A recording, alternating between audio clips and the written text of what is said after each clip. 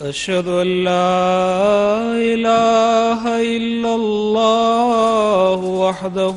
لا شريك له وأشهد أن محمدًا عبده ورسوله أما بعد فأعوذ بالله من الشيطان الرجيم بسم الله الرحمن الرحيم وما خلقت الجن والإنس إلا ليعبدون۔ سامعین اکرام، قرآن مجید کی جس آیت کریمہ کی خاکسار نے ابھی تلاوت کی ہے، اس میں اللہ تعالیٰ نے تخلیق انسانی کی اصل غرض و غایت کو بیان فرمایا ہے کہ میں نے جن و انس کو صرف اپنی عبادت کے لیے پیدا کیا ہے۔ عبادت کے ایک معنی کسی کا نقش قبول کرنے کے بھی ہیں۔ اللہ تعالیٰ نے انسان کو ایسی استعدادوں اور صلاحیتوں سے نوازا ہے کہ وہ اپنی توفیق کی حد تک صفات باری تعالیٰ کے رنگ میں رنگین ہو سکتا ہے۔ اسی لیے قرآن مجید نے انسان کو عبد بھی کہا ہے۔ اس مضمون کی مزید وضاحت ایک حدیث قدسی سے بھی ہوتی ہے، جس میں اللہ تعالیٰ فرماتا ہے کنت کنزا مخفیا، یعنی میں ایک مخفی خزانہ تھا، فَأَرَدْتُ أَنْ أُعْرَفَ فَخَلَقْتُ آدم، پس میں نے ارادہ کیا کہ میں پہچانا جاؤں، پس میں نے آدم کو تخلیق کیا۔ اسی طرح ایک حدیث میں ہے کہ نبی اکرم صلی اللہ علیہ وسلم نے فرمایا ان اللہ خلق آدم علی صورتی، یعنی اللہ تعالیٰ نے آدم کو اپنی صورت پر پیدا کیا ہے، یعنی انسان اللہ تعالیٰ کی صفات کا مظہر بننے کی صلاحیت رکھتا ہے، اور اس میں یہ استعداد ہے کہ وہ اللہ تعالیٰ کی صفات کو ذلی طور پر اپنا سکے۔ سامعین کرام، قرآن کریم کے مطالعے سے واضح ہوتا ہے کہ یہ انبیاء کرام کا مبارک وجود ہی تھا جن کے ذریعے سے دنیا کی ہر قوم کو تخلیق انسانی کی بنیادی غرض و غایت کا پیغام سمجھایا گیا اور ان کو تعلق باللہ کے راز سکھائے گئے۔ قرآن مجید اس حقیقت کو یوں بیان فرماتا ہے لَقَدْ بَعَثْنَا فِي كُلِّ أُمَّةٍ رَسُولًا أَنِ اعْبُدُوا اللَّهَ، کہ ہم نے ہر قوم میں اپنے رسول بھیجے کہ اللہ کی عبادت کرو۔ تمام رسولوں نے بلا استثناء خدا تعالیٰ کی دی ہوئی توفیق کے ساتھ اس مقصد حیات کی خاطر اپنی تمام طاقتیں صرف کر ڈالیں، اور مجاہدہ و کوشش اور تعلق باللہ کے نتیجے میں نہ صرف خود صفات باری تعالیٰ کے مظہر بنے بلکہ اخلاص کے ساتھ پیروی کرنے والوں کو بھی باخدا وجود بنا دیا۔ لیکن زمرہ انبیاء میں عبادت کے معراج کو ہمارے آقا و مولا حضرت اقدس محمد مصطفیٰ صلی اللہ علیہ وسلم نے حاصل کیا۔ آپ صفات الہیہ کے مظہر عتم بن کر ظاہر ہوئے اور اپنے عمل اور اخلاص کو اس کمال تک پہنچایا کہ خدائے ذوالعرش نے آپ کو مخاطب کر کے فرمایا قُلْ إِنَّ صَلَاتِي وَنُسُكِي وَمَحْيَايَ وَمَمَاتِي لِلَّهِ رَبِّ الْعَالَمِينَ، تو کہہ دے کہ میری عبادت اور میری قربانیاں اور میرا جینا اور میرا مرنا اللہ ہی کے لیے ہے جو تمام جہانوں کا رب ہے۔ اور خالق دو جہان نے آپ کے ذریعے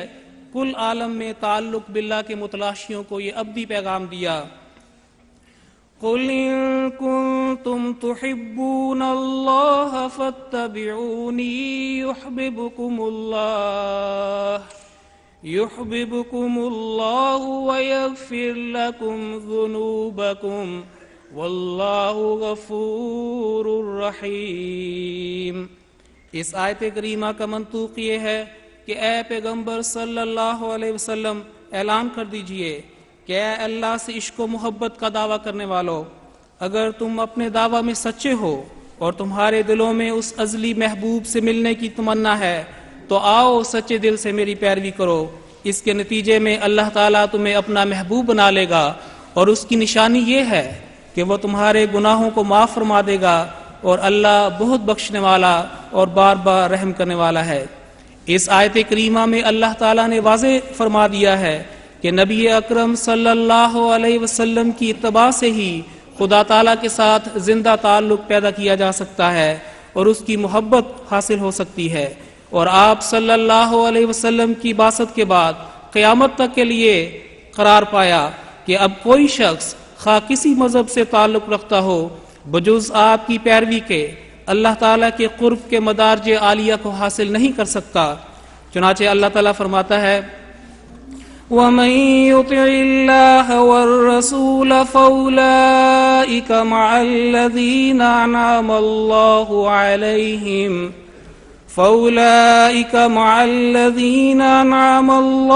عَلَيْهِمْ من النبيين والصديقين والشهداء والصالحين، اور جو بھی اللہ کی اور اس رسول کی اطاعت کرے تو یہی وہ لوگ ہیں جو ان لوگوں کے ساتھ ہوں گے جن پر اللہ نے انعام کیا ہے، یعنی نبیوں میں سے، صدیقوں میں سے، شہیدوں میں سے اور صالحین میں سے۔ چنانچہ نبی اکرم صلی اللہ علیہ وسلم کی پیروی سے لاکھوں راست باز انسانوں کو تعلق باللہ نصیب ہوا، اور وہ آسمان روحانیت پر طالبان حق کے لیے ستاروں کی طرح ہدایت اور روشنی کا موجب ہوئے۔ اس ابدی حقیقت کو حضرت مسیح موعود علیہ السلام نے یوں بیان فرمایا، میں سچے اور کامل علم سے جانتا ہوں کہ کوئی انسان بجز پیروی اس نبی صلی اللہ علیہ وسلم کے خدا تک نہیں پہنچ سکتا۔ آپ اپنے ایک عربی شعر میں فرماتے ہیں واللہ ان محمدًا کردافۃ وبہ الوصول بسدۃ السلطان، اللہ تعالیٰ کی قسم یقیناً محمد صلی اللہ علیہ وسلم جانشین کی مانند ہیں، اور آپ ہی کے ذریعہ دربار شاہی تک رسائی حاصل ہو سکتی ہے۔ سامعین کرام، اللہ تعالیٰ قرآن مجید میں حضور صلی اللہ علیہ وسلم کو ارشاد فرماتا ہے وَأَنزَلْنَا إِلَيْكَ الذِّكْرَ لِتُبَيِّنَ لِلنَّاسِ مَا نُزِّلَ إِلَيْهِمْ وَلَعَلَّهُمْ يَتَفَكَّرُونَ،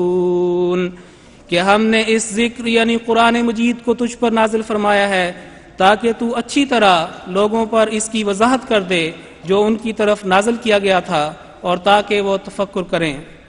آپ کی تمام حیات طیبہ قرآن مجید کی عملی تفسیر تھی، قرآن کے نور بصیرت سے منور اور حسن عمل سے مزین آپ کی ذات بابرکات ہی قرآن کریم کی وہ کامل اور عملی تصویر تھی جس کے بارے میں کسی سوال کرنے والے کے جواب میں بے ساختہ حضرت عائشہ صدیقہ رضی اللہ عنہا کی زبان سے الفاظ جاری ہوئے کان خلقہ القرآن، کہ آپ تو سراپا قرآن تھے۔ پس قرآن مجید ہی در حقیقت حضرت صلی اللہ علیہ وسلم کی کامل اتباع کی اصل بنیاد ہے۔ حضرت مسیح موعود علیہ السلام فرماتے ہیں قرآن شریف جو حضرت صلی اللہ علیہ وسلم کے اتباع کا مدار علیہ ہے، اس کی کامل مطابقت دل کو ایسا صاف کر دیتی ہے کہ انسان اندرونی آلودگیوں سے بالکل پاک ہو کر حضرت اعلیٰ سے اتصال پکڑ لیتا ہے۔ ایک اور جگہ فرمایا وہ خدا جس کے ملنے میں انسان کی نجات اور دائمی خوشحالی ہے، وہ بجز قرآن شریف کی پیروی کے ہرگز نہیں مل سکتا۔ یقیناً سمجھو کہ جس طرح یہ ممکن نہیں کہ ہم بغیر آنکھوں کے دیکھ سکیں یا بغیر کانوں کے سن سکیں یا بغیر زبان کے بول سکیں، اسی طرح یہ بھی ممکن نہیں ہے کہ بغیر قرآن کے اس پیارے محبوب کا منہ دیکھ سکیں۔ میں جوان تھا، اب بوڑھا ہوا، مگر میں نے کوئی نہ پایا جس نے بغیر اس پاک چشمہ کے اس کھلی کھلی معرفت کا پیالہ پیا ہو۔ سامعین کرام، قرآن مجید نے قرب الہی پانے کے لیے جن روشن راستوں کی طرف رہنمائی فرمائی ہے ان میں سے ایک بہت بڑا راستہ دعا کا ہے۔ تعلق باللہ کے سچے متلاشی کیسے اس بات پر راضی ہو سکتے ہیں کہ وہ خوف اور طمع کے ساتھ اپنے خالق حقیقی کو پکاریں، نہایت تضرع اور عاجزی کے ساتھ آستانہ الوہیت پر سر رکھ کر دعائیں کریں، لیکن اس کی طرف سے کوئی جواب نہ پائیں، چونکہ قیامت تک اب اس راہ کے ہادی اور رہنما ہمارے آقا و مولا حضرت اقدس محمد رسول اللہ صلی اللہ علیہ وسلم ہیں۔ اس لیے اللہ تعالیٰ نے فطرت انسانی سے اٹھنے والی اس آواز کا جواب قرآن کریم میں حضرت صلی اللہ علیہ وسلم کی ہی زبانی یوں دیا ہے وَإِذَا سَأَلَكَ عِبَادِي عَنِّي فَإِنِّي قَرِيبٌ أُجِيبُ دَعْوَةَ الدَّاعِ إِذَا دَعَانِ فَلْيَسْتَجِيبُوا لِي وَلْيُؤْمِنُوا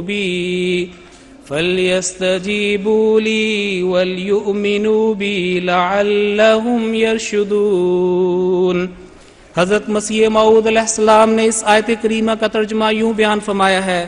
یعنی اگر میرے بندے میری نسبت سوال کریں کہ وہ کہاں ہے تو ان کو کہہ کہ وہ تم سے بہت ہی قریب ہے، میں دعا کرنے والے کی دعا سنتا ہوں، بس چاہیے کہ وہ دعاؤں سے میرا وصل ڈھونڈیں اور مجھ پر ایمان لاویں تاکہ کامیاب ہویں۔ حضور فرماتے ہیں ہم اس حی و قیوم کو محض اپنی تدبیروں سے ہرگز نہیں پا سکتے، بلکہ اس راہ میں صراط مستقیم صرف یہ ہے کہ پہلے ہم اپنی زندگی مع اپنی تمام قوتوں کے خدا تعالیٰ کی راہ میں وقف کر کے پھر خدا کے وصال کے لیے دعا میں لگے رہیں تاکہ خدا کو خدا ہی کے ذریعہ سے پاویں۔ اور سب سے پیاری دعا جو عین محل اور موقع سوال کا ہمیں سکھاتی ہے اور فطرت کے روحانی جوش کا نقشہ ہمارے سامنے رکھتی ہے، وہ دعا ہے جو خدائے کریم نے اپنی پاک کتاب قرآن شریف میں یعنی سورہ فاتحہ میں ہمیں سکھائی ہے، اور وہ یہ ہے: بسم اللہ الرحمن الرحیم الحمد للہ رب العالمین۔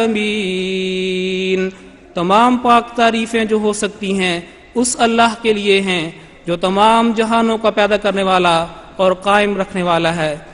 الرحمن الرحیم، وہی خدا ہے جو ہمارے اعمال سے پہلے ہمارے لیے رحمت کا سامان میسر کرنے والا ہے اور ہمارے اعمال کے بعد رحمت کے ساتھ جزا دینے والا ہے۔ مالک یوم الدین، وہ خدا جو جزا کے دن کا وہی ایک مالک ہے، کسی اور کو وہ دن نہیں سونپا گیا۔ ایاک نعبد و ایاک نستعین،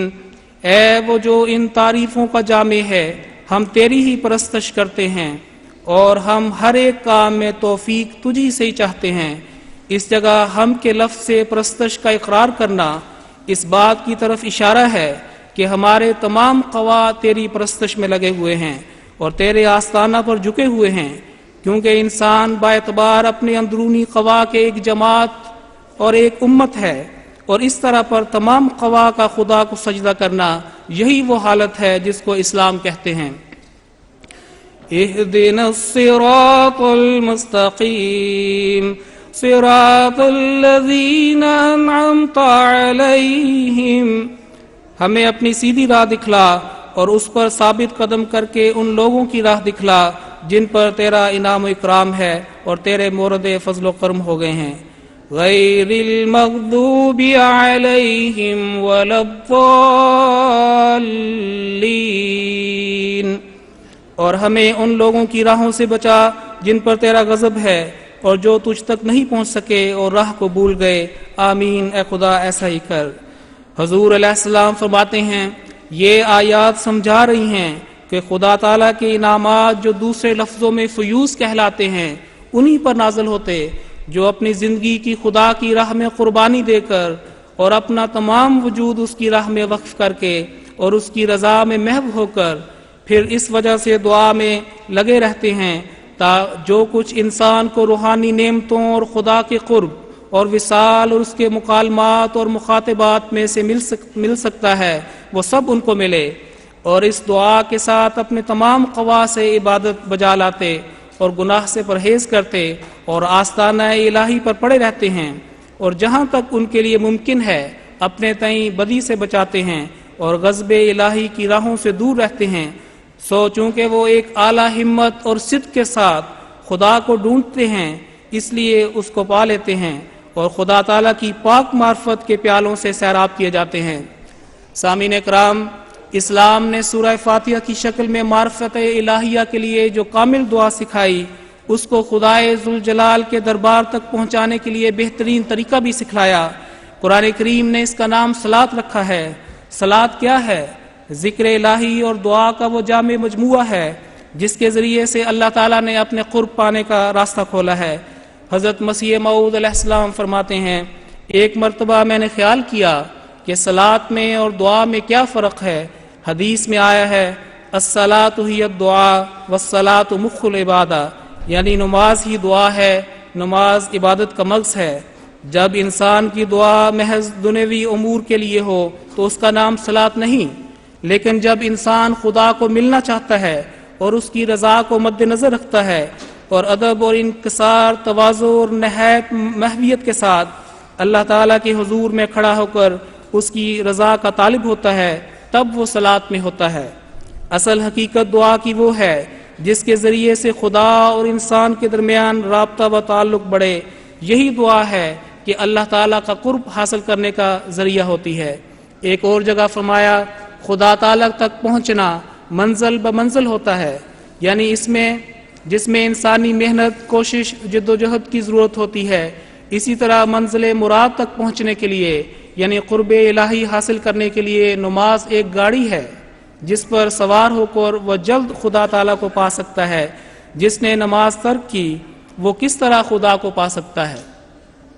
نماز تمام اوراد اور وظائف کا مجموعہ ہے۔ مومن روزانہ اپنی نماز میں خدا تعالیٰ کی تسبیح و تحمید کرتا ہے، قرآن کریم کی تلاوت کرتا ہے، سورہ فاتحہ کے مبارک کلمات ہر رکعت میں اسے دعوت غور و فکر دیتے ہیں، استغفار تقوی کی کمی کو پورا کرتا ہے اور محسن انسانیت صلی اللہ علیہ وسلم کے لیے دل کی گہرائیوں سے نکلنے والا درود شریف فیضان الہی کو کھینچ کر قبولیت دعا کے معجزے دکھاتا ہے۔ یہی وہ نماز ہے جس کی تعریف میں قرآن شریف فرماتا ہے ان الصلاة تنہی عن الفحشاء والمنکر،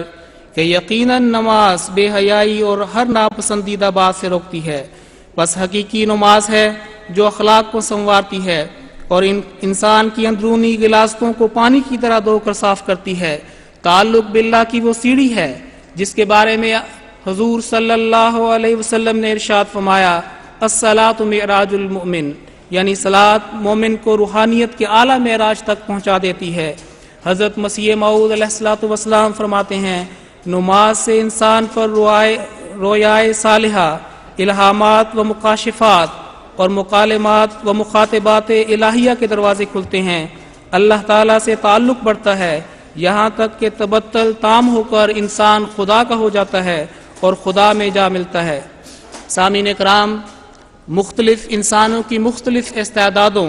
اور صلاحیتوں کے پیش نظر قرآن مجید نے اللہ تعالیٰ کا قرب پانے کی تمام راہوں کو، خواہ ان کا تعلق حقوق اللہ سے ہو یا حقوق العباد سے، نہایت باریکی اور تفصیل کے ساتھ بیان فرمایا ہے۔ اس میں موجود تمام اوامر اور نواہی اسی کی ایک کڑی ہیں۔ انبیاء علیہم السلام کے حالات اور واقعات بطور نمونہ کے بیان کیے ہیں کہ یہ وہ قدوسیوں کی جماعت ہے جس نے قرب الہی کی نعمت سے بتمام حصہ پایا،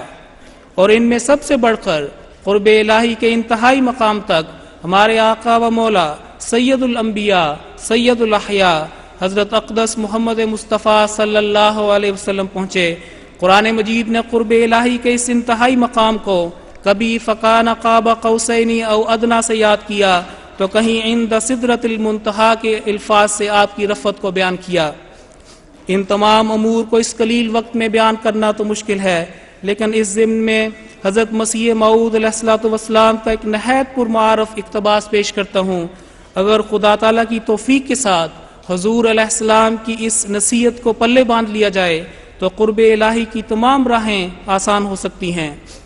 حضور فرماتے ہیں قرآن شریف کے 30 سپارے ہیں اور وہ سب کے سب نصاحے سے لبریز ہیں، لیکن ہر شخص نہیں جانتا کہ ان میں سے وہ کون سی نصیحت ہے جس پر اگر مضبوط ہو جاویں اور اس پر عمل درآمد کریں تو قرآن کریم کے سارے احکام پر چلنے اور ساری منہیات سے بچنے کی توفیق مل جاتی ہے۔ مگر میں تمہیں بتاتا ہوں کہ وہ کلید اور قوت دعا ہے۔ دعا کو مضبوطی سے پکڑ لو۔ میں یقین رکھتا ہوں اور اپنے تجربہ سے کہتا ہوں کہ پھر اللہ تعالیٰ ساری مشکلات کو آسان کر دے گا۔ سامعین اکرام، حضرت مسیح موعود علیہ الصلوۃ والسلام کے مبارک الفاظ دعا کو مضبوطی سے پکڑ لو، اللہ تعالیٰ ساری مشکلات کو آسان کر دے گا، تعلق باللہ کے ہر سالک کے لیے خاص طور پر قابل غور و فکر ہیں، جو تعلق باللہ کے مسلسل جاری سفر میں استقامت اختیار کرنے کی طرف اشارہ کرتے ہیں اور ان مشکلات کا حل بتاتے ہیں جو اس راہ کا ایک لازمی حصہ ہیں۔ قرب الہی کی راہ کوئی پھولوں کی سیچ نہیں، اس میں محنت شاقہ اٹھانی پڑتی ہے۔ اللہ تعالیٰ قرآن مجید میں فرماتا ہے، یا ایہا الانسان انکا کادح الی ربک کدحا فملاقیہ، کہ اے انسان تجھے ضرور اپنے رب کی طرف سخت مشقت کرنے والا بننا ہوگا، پس بہرحال تو اسے روبرو ملنے والا ہے۔ یہ بلندی کا سفر ہے جس کا زاد راہ تقوی ہے، جس میں اخلاص کے ساتھ اٹھنے والے ہر قدم پر اللہ تعالیٰ کی رحیمیت جلوہ گر ہوتی ہے۔ ایک حدیث قدسی میں اس مضمون کو تمثیلی رنگ میں یوں بیان فرمایا گیا ہے کہ جب میرا بندہ میری طرف ایک قدم بڑھاتا ہے تو میں اس کی طرف 10 قدم بڑھاتا ہوں،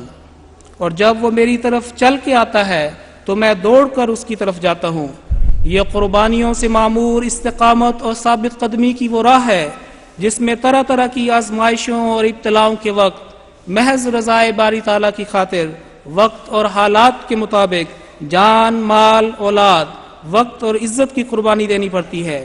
تب وہ خدا ایک نئی تجلی کے ساتھ ظاہر ہوتا ہے اور خوف و حزن کی گھڑیوں میں فرشتے آ کر ایسے انسان کو تسلی دیتے ہیں۔ اللہ تعالیٰ قرآن مجید میں فرماتا ہے،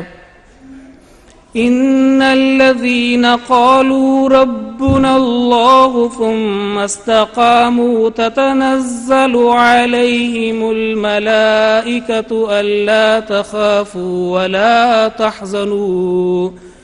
وأبشروا بالجنة التي كنتم توعدون نحن اولیاؤکم فی الحیات الدنیا وفی الآخرہ۔ حضرت مسیح موعود علیہ السلام اس آیت کریمہ کے ترجمہ میں فرماتے ہیں، یعنی وہ لوگ جنہوں نے کہا کہ ہمارا رب اللہ ہے اور باطل خداؤں سے الگ ہو گئے، پھر استقامت اختیار کی، یعنی طرح طرح کی آزمائشوں اور بلا کے وقت ثابت قدم رہے، ان پر فرشتے اترتے ہیں کہ تم مت ڈرو اور مت غمگین ہو اور خوش ہو اور خوشی میں بھر جاؤ کہ تم اس خوشی کے وارث ہو گئے جس کا تمہیں وعدہ دیا گیا ہے۔ ہم اس دنیاوی زندگی میں اور آخرت میں تمہارے دوست ہیں۔ اس جگہ ان کلمات سے اشارہ فرمایا کہ استقامت سے خدا تعالیٰ کی رضا حاصل ہوتی ہے۔ حضور فرماتے ہیں، یہی استقامت ہے جس سے خدا ملتا ہے، یہی وہ چیز ہے جس کی رسولوں اور نبیوں اور صدیقوں اور شہیدوں کی خاک سے اب تک خوشبو آ رہی ہے۔ اسی کی طرف اللہ جل شانہ اس دعا میں اشارہ فرماتا ہے، اہدنا الصراط المستقیم صراط الذین انعمت علیہم، یعنی اے ہمارے خدا ہمیں استقامت کی راہ دکھا، وہی راہ جس پر تیرا انعام و کرام مترتب ہوتا ہے اور تو راضی ہو جاتا ہے۔ سامعین کرام، سورہ فاتحہ کے ان مبارک الفاظ میں اللہ تعالیٰ نے ہمیں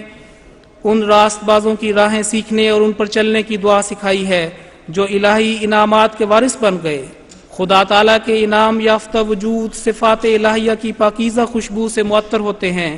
ان کے اندر ایک مقناطیسی کشش اور طاقت ہوتی ہے جو ان کا دامن تھامے رہتے ہیں، وہ بھی ان انوار اور برکات سے حصہ پاتے ہیں جو اللہ تعالیٰ کی طرف سے ایسے پاک وجودوں پر ہر آن نازل ہوتے ہیں۔ اسی لیے قرآن کریم میں اللہ تعالیٰ ارشاد فرماتا ہے، یا ایہا الذین آمنوا اتقوا اللہ وکونوا مع الصادقین، اے وہ لوگو جو ایمان لائے ہو، اللہ کا تقوی اختیار کرو اور صادقوں کے ساتھ ہو جاؤ۔ اس فرمان ربانی کے اولین مخاطب ہمارے آقا و مولا اسد الصادقین حضرت اقدس محمد مصطفیٰ صلی اللہ علیہ وسلم کے وہ خوش نصیب صحابہ تھے جنہوں نے آپ کی پاکیزہ صحبت سے تعلق باللہ کے راز سیکھے۔ یقیناً یہ آپ کی مستجاب دعاؤں سے معمور پاکیزہ صحبت کا اثر ہی تھا جس نے صحرائے عرب میں وحشی پتھر دلوں کو ایسے ستاروں کی چمک دے دی جن کے بارے میں حضور صلی اللہ علیہ وسلم نے خود فرمایا کہ میرے صحابہ ستاروں کی مانند ہیں، ان میں سے جس کی پیروی کرو گے ہدایت پا جاؤ گے۔ اور ان کی وساطت سے تا قیامت پیدا ہونے والے مومنین کو محبت الہی پانے کی یہ پیاری دعا بھی سکھلائی۔ اللہم انی اسألک حبک وحب من یحبک والعمل الذی یبلغنی حبک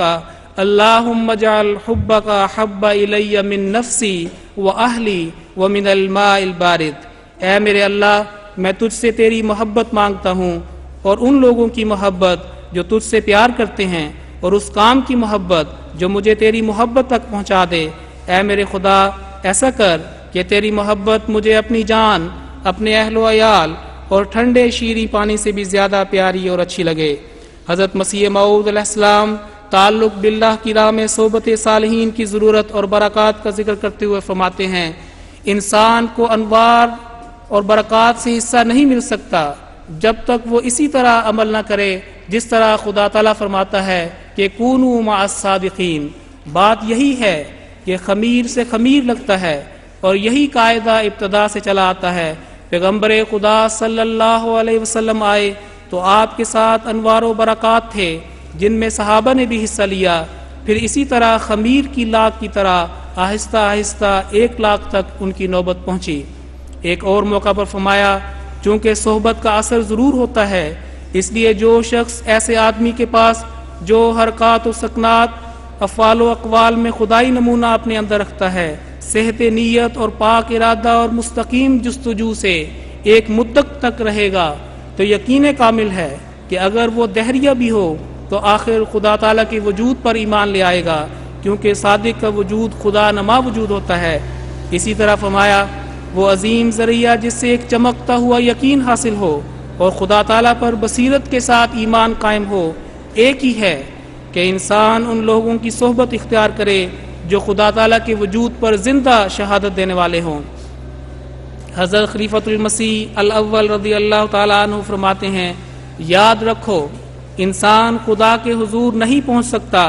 جب تک کوئی اس پر خدا کی آیتیں تلاوت کرنے والا اور پھر مزکی کرنے والا اور پھر علم اور عمل کی قوت دینے والا نہ ہو۔ تلاوت تب مفید ہو سکتی ہے کہ علم ہو، اور علم تب مفید ہو سکتا ہے جب عمل ہو، اور عمل تزکیہ سے پیدا ہوتا ہے اور علم معلم سے ملتا ہے۔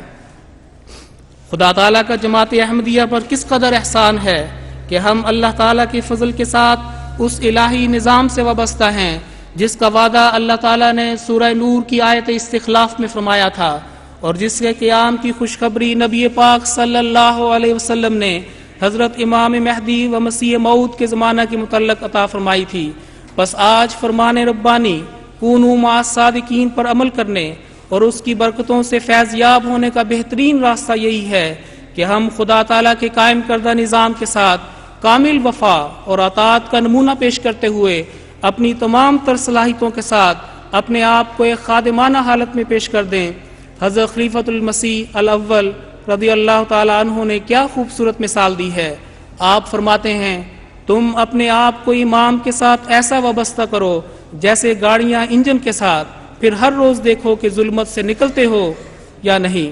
خلیفہ وقت کا مبارک وجود ہمیں خدا تعالیٰ کے قریب کرنے کا ایک ذریعہ ہے، کیونکہ وہ خدا تعالیٰ کے قائم کردہ آسمانی نظام کا نمائندہ وجود ہے، قرآنی علوم و عرفان کا ایک چشمہ فیض ہے جو جاری و ساری ہے۔ گو دور حاضر کا راہ پر خطر ضرور ہے اور شیطان چاروں طرف سے حملہ آور ہے، مگر اس قوی یقین کے ساتھ کہ رہبر اپنے فن کا ماہر ہے، ضرورت اس امر کی ہے کہ ہم حضرت امیر المومنین ایدہ اللہ تعالیٰ بنصر العزیز کی پاکیزہ صحبت سے بھرپور فائدہ اٹھائیں۔ آج دنیا کے 170 سے زائد ممالک میں بسنے والے کروڑوں احمدی مسلمانوں کے لیے یہ ممکن تو نہیں کہ وہ سب کے سب جسمانی رنگ میں حاضر ہو کر آپ کے فیوض سے استفادہ کریں، لیکن MTA کی شکل میں جماعت احمدیہ عالمگیر پر خدا تعالیٰ کی رحیمیت ایک نئے انداز سے جلوہ گر ہوئی ہے۔ بس لئن شکرتم لازیدنکم، کہ اگر تم شکر ادا کرو گے تو میں ضرور تمہیں بڑھاؤں گا۔ کہ فیض کو جاری رکھنے کے لیے یہ ہماری انفرادی اور اجتماعی ذمہ داری ہے کہ ہم نہ صرف اپنے آپ کو بلکہ اپنی اولادوں کو بھی خلیفہ وقت کے خطبات اور خطابات اور پاکیزہ علمی و تربیتی مجالس کے ساتھ باندھ دیں، اور خدا تعالیٰ سے توفیق مانگتے ہوئے ان قرآنی انوار کے جاذب بن جائیں جس کا نتیجہ معرفت الہی میں ترقی ہے۔ اس طرح ہم سب کی تربیت ایک ہی رنگ میں ہوتی چلی جائے گی۔ ظاہری لحاظ سے ہماری جلدوں کے رنگ خواہ مختلف ہی کیوں نہ ہوں، لیکن قرآنی انوار جذب کر کے تربیت پانے والی روحوں کا حلیہ انشاءاللہ ایک ہی ہوگا۔ خدا تعالیٰ کرے کہ ہم ان قرآنی انوار سے فیض یاب ہونے والے ہوں اور اپنے محبوب امام کی توقعات کے مطابق نور کی شاہراہوں پہ آگے بڑھیں، یہاں تک کہ وہ وقت بھی آئے جب رضائے باری تعالیٰ ہمارے واسطے یہ نوید بن کے اترے: یا ایتھا النفس المطمئنہ ارجعی الی ربک راضیۃ مرضیہ فادخلی فی عبادی وادخلی جنتی۔ اے نفس مطمئنہ، اپنے رب کی طرف لوٹ جا، راضی رہتے ہوئے اور رضا پاتے ہوئے، بس میرے بندوں میں داخل ہو جا اور میری جنت میں داخل ہو جا۔ وآخر دعوانا ان الحمد للہ رب العالمین۔